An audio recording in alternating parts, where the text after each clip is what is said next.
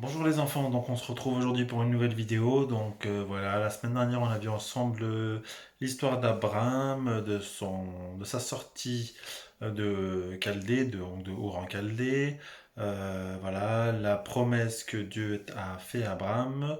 Ensuite on a vu le sacrifice d'Isaac, donc le fils d'Abraham, voilà, qu'il a amené jusqu'à la montagne pour qu'il soit sacrifié et qui a été sauvé par l'ange du Seigneur. Donc voilà, on va faire la leçon suivante. Donc la leçon suivante, c'est une leçon qui va nous parler de Moïse et des 10 commandements, mais je vais vous expliquer assez rapidement comment on est passé de Abraham et Isaac à Moïse et les Hébreux esclaves en Égypte. Donc avant que je vous raconte tout ça, on va faire une petite prière comme d'habitude. Donc voilà, on fait ça ensemble. Shmet Baba, Blona, Lorat Hala Amin. Baba dile bishmaya, baish rochashemor, atia malkutor, hawe ejbonor, der dile bishmaya adachamara, elnan lachman sechot adadi yom, ashur tanan gnanor tiyatan, dem am achni shur lelan idachtele illan, lama odran goduraba, elnan khalasan min bisha, msabab dilu khila malkota, khayla jushbortad abababadin, amin. Shmet baba blona, lorat rochachala amin. Donc voilà, comme je vous disais, je vais vous expliquer assez rapidement comment on est passé de Abraham et Isaac à Moïse et les Hébreux qui sont esclaves en Égypte. Donc Abraham, il a eu un fils qui s'appelle Isaac. Isaac, il a eu un fils qui s'appelle Jacob. Donc Jacob, il a eu lui 12 fils. Et parmi ces 12 fils, il a un fils qui s'appelle Joseph. Et ce Joseph, il avait un don, c'est qu'il avait le don de pouvoir interpréter les rêves. Et donc Joseph, il avait aussi des prémonitions dans ses rêves, donc il a vu que voilà, il allait avoir une grande destinée, donc il en a parlé un petit peu à ses frères. Et ses frères ils se sont rendus compte que voilà, c'était un des préférés de son père et ils voulaient pas trop voilà, que leur frère ait une grande destinée. Alors qu'est-ce qu'ils ont fait? Ils ont mis Joseph dans un tonneau, ils l'ont vendu à des marchands et ils ont fait croire à leur père qu'il était mort. Donc très attristé, Jacob, bah, voilà, il a dû se dire que son fils était mort, donc voilà, bah, il a pris pour son fils qui est mort, mais son fils n'était pas mort. Son fils s'est retrouvé à être vendu par ses marchands à des Égyptiens, et de là, voilà, il s'est retrouvé dans une mauvaise posture, et il a été emprisonné en Égypte, et pendant qu'il était emprisonné en Égypte, il y a eu le pharaon d'Égypte qui a fait un rêve. Et dans ce rêve, il a demandé à plein de gens de lui expliquer comment interpréter ce rêve. Les gens ne comprenaient pas. Donc il voyait une vache, il voyait sept vaches qui étaient très grosses, qui avaient bien mangé, et sept vaches qui étaient toutes maigres, qui étaient quasiment mortes. Donc les gens ne comprenaient pas qu'est-ce que c'était que ce rêve. Donc Joseph avait déjà interprété le rêve de certains des gardiens de la prison et d'autres personnes qu'il avait pu rencontrer. Et ces personnes-là sont allées voir le pharaon en disant moi, nous, on connaît quelqu'un qui peut raconter, qui pourra t'expliquer ton rêve. Et donc Joseph, qui est allé voir le pharaon, c'est le grand roi d'Égypte. Donc il est parti lui expliquer en lui disant voilà, ben, les 7 vaches qui sont bien grosses, bien grasses, ça veut dire que pendant 7 ans, il y aura une abondance de nourriture, il y en a une abondance de plein de bonnes choses pour le pays. Et les 7 vaches qui sont maigres, ça veut dire que pendant 7 ans, il y aura de la famine et que voilà, ça sera très difficile pour le pays. Alors moi, je vous conseille, il a dit ça au pharaon, pendant les 7 ans où vraiment ben, on aura beaucoup de choses à manger, on aura beaucoup de bonnes choses et tout ça, il faudra mettre des choses de côté pour que pendant les 7 ans où il y aura la famine, on puisse avoir, voilà, avoir à manger parce on avait mis de côté. Donc bah, c'est ce qu'ils font. Donc dans toute la région, il y a une grande famine, mais en Égypte, ben, il y a de la nourriture parce que Joseph, il a fait mettre de côté de la nourriture et que c'est devenu un des conseillers, un des plus grands conseillers du pharaon. Et donc bah, la famille de Joseph qui était restée au pays de Canaan, comme Abraham dans Terre Promise, eh ben, ils ont entendu dire qu'en Égypte, il y avait à manger, que voilà, Jacob, il envoie tous ses autres fils, sauf le dernier, qui s'appelle Benjamin. Et donc tous les fils, ils viennent voir le pharaon. Et ben, avant de passer par le pharaon, ils passent devant son conseiller qui est Joseph. Ils le reconnaissent pas, mais lui, il les reconnaît tout de suite. Et Joseph, il leur dit mais d'où venez-vous? Vous êtes qui? Donc ils expliquent leur histoire.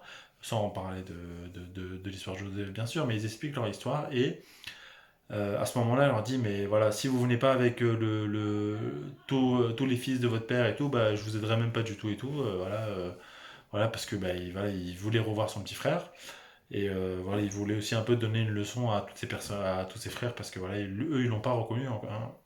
Donc voilà, les frères repartent, ils ramènent leur frère et voilà, c'est un résumé très rapide, hein. Donc Joseph les accueille, leur montre qui il est, il se rappelle que c'est Joseph, Jacob vient, et donc tout le peuple de Jacob, tout le peuple des Hébreux, il vient en Égypte, et à ce moment-là, comme Joseph c'est vraiment un très bon conseiller, un très bon ami du Pharaon, et ben les Égyptiens et les Hébreux, ils vivent en paix, il n'y a pas de, il y a, voilà, il y a pas de conflit entre les deux peuples, jusqu'au jour où ben, Pharaon meurt, et le nouveau Pharaon qui vient, et ben lui, ben c'est pas l'ami de Joseph, c'est pas l'ami des Hébreux, et il se dit mais c'est qui tous ces gens qui sont venus dans notre pays pour prendre nos places et tout ça. Nous, on est les Égyptiens, on est les plus forts, et les mettent tous en esclavage. Donc pendant 400 ans les Hébreux sont en esclavage, et un jour Dieu, il va faire lever un homme pour que cet homme puisse faire sortir son peuple. Maintenant, on va pas forcément parler de la sortie des Hébreux d'Égypte, on va parler de ce qui se passe après cette sortie. Donc Moïse, que vous connaissez tous, c'est lui qui fait sortir le peuple hébreu d'Égypte. Il les fait sortir, vous connaissez tous cette histoire, il traverse la mer en deux, voilà, la mer elle se referme sur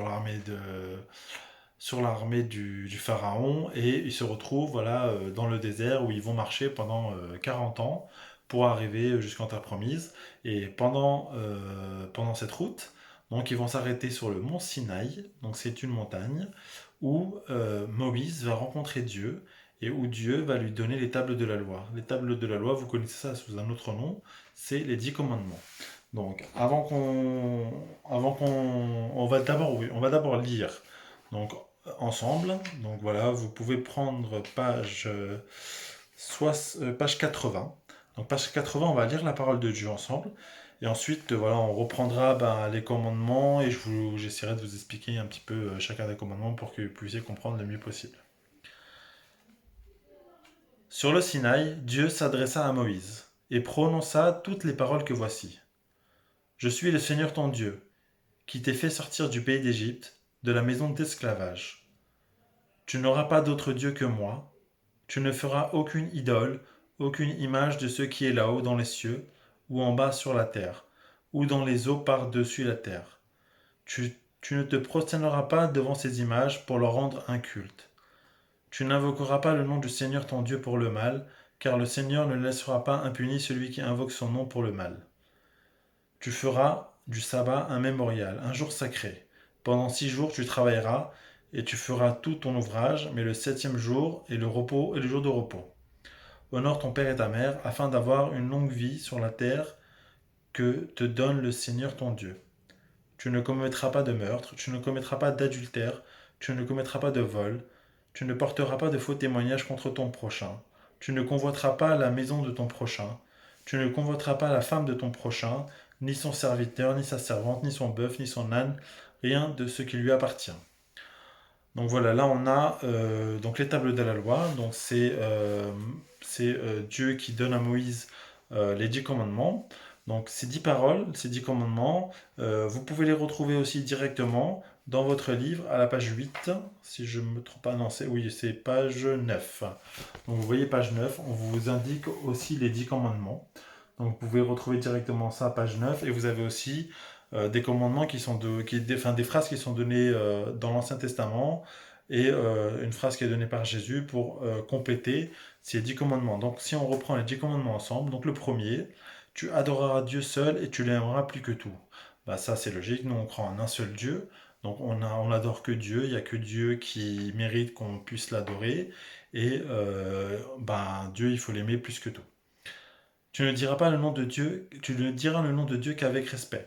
Donc ça veut dire qu'il ne faut pas dire Babi Allah, je te jure, mon Dieu, oh mon Dieu, voilà, toutes ces choses-là, il ne faut pas le dire parce que bah, c'est un manque de respect envers Dieu. Donc quand on prononce le nom de Dieu, quand on parle de Dieu, il faut toujours le faire avec le respect, il faut toujours le faire avec de l'humilité. Et il faut toujours se dire que voilà, ben, Dieu c'est notre guide, c'est notre force, et que voilà, il faut pas se moquer de Dieu, il faut pas se moquer de lui quand on parle, donc il faut vraiment toujours respecter la parole de Dieu. Tu sanctifieras le jour du Seigneur. Donc voilà, le jour du Seigneur, pour nous c'est le dimanche. Donc le dimanche c'est vraiment un jour où il faut être différent des autres jours. C'est un jour où vraiment il faut mettre au centre sa famille, il faut mettre au centre le Seigneur en allant à la messe.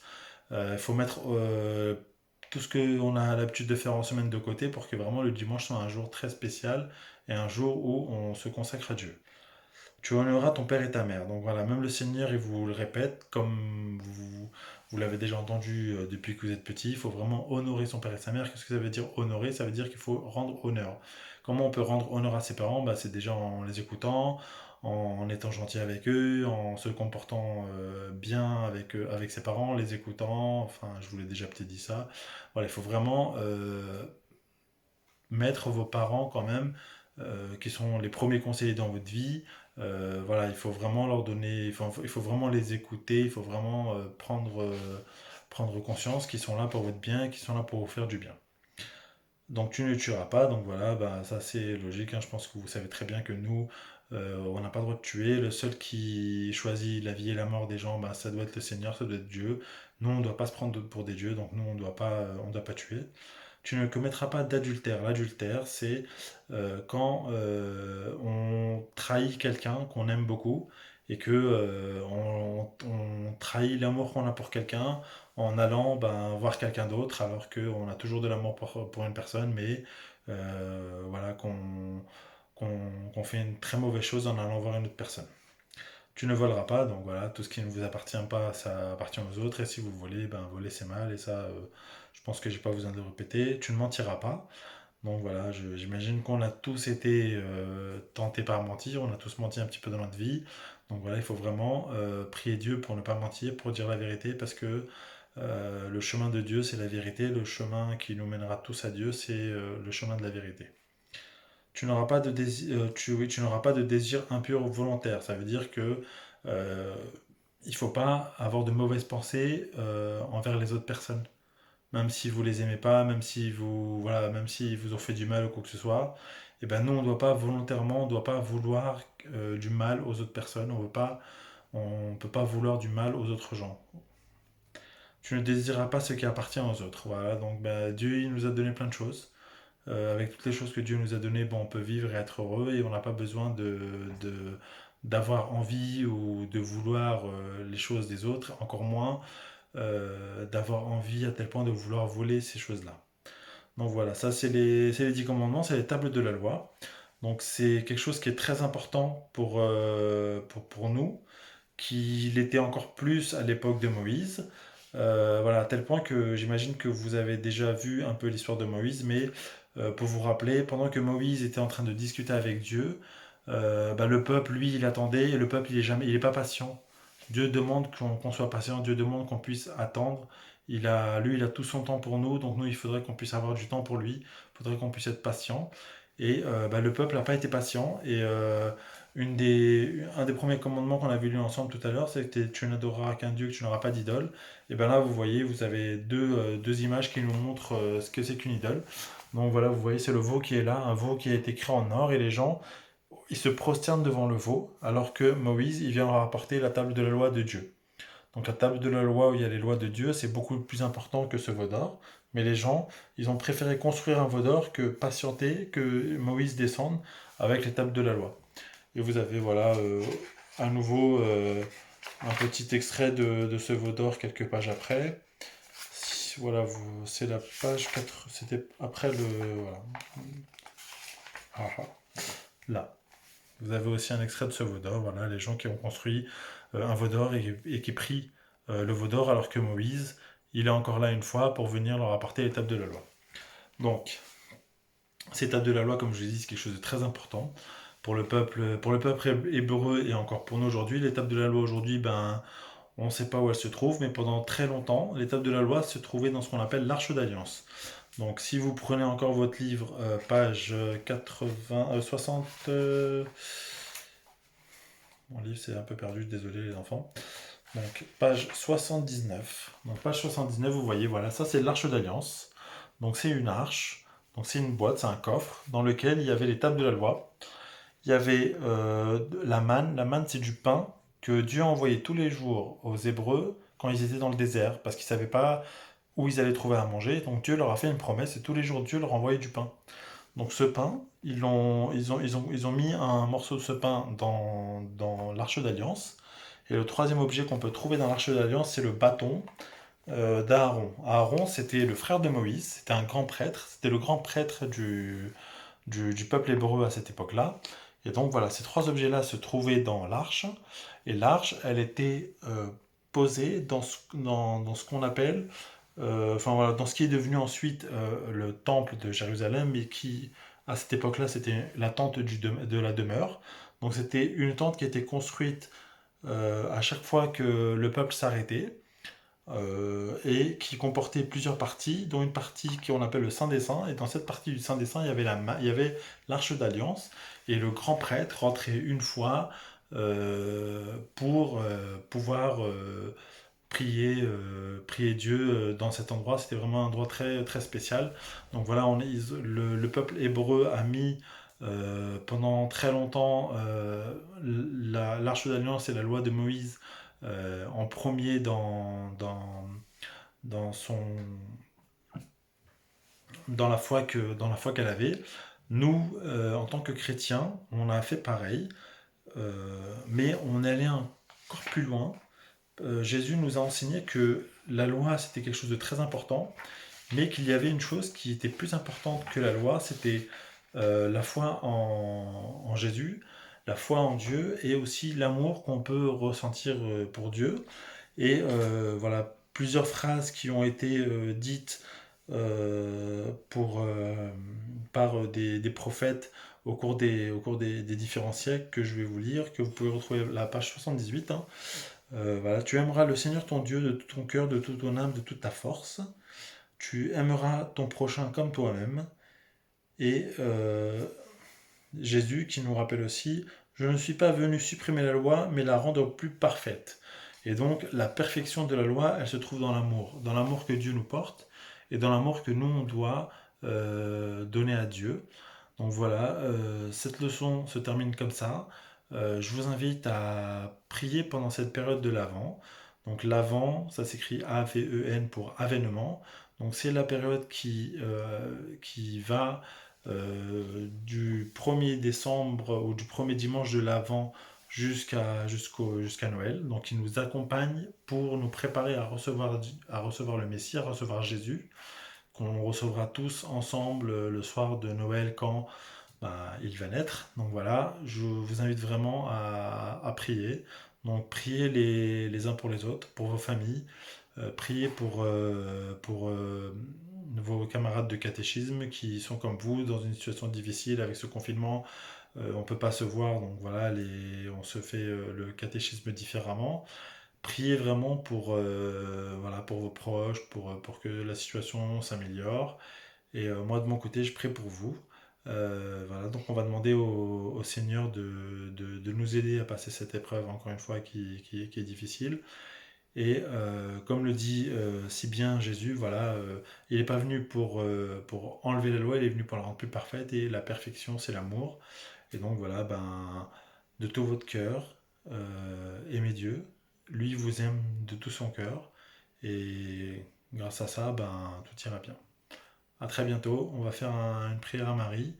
Et on se dira à la prochaine fois. شمت بابا برونا روح تخجا خالامين شلام هلخ مريم ريت نعمي مارا نمخ مبارختا بنشي برخير بيت كساخي شو مات مريم يمدارا مسالم بدلا أخني أطاي دايقو سان موتن أمين شمت بابا برونا روح تخجا خالامين Allez, au revoir.